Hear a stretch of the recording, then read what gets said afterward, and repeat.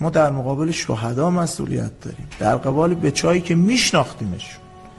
تاریخ برای ما اونا رو وصف نکرد. ما حسین خرازی رو با همه وجودمون درکش کردیم که یه بچه خدایی بود. شهید بروجردی رو با تمامی وجودمون درکش کردیم که نفس کشیدنش هم برای خدا بود. حسن باقری رو با تمامی وجود درکش کردیم که فدا شد برای خدا و 1000 بار دیگه هم زنده بشه همون خواهد بود. اخلاص مهدی باکری ما با تمام وجود درک کردیم. حمید و زین الدین و همت و همه اینا، این صف جلوی ماست. ما نمیتونیم عقب بیایم، ما نمیتونیم عقب بشینیم، ما نمیتونیم کوتاه بیایم.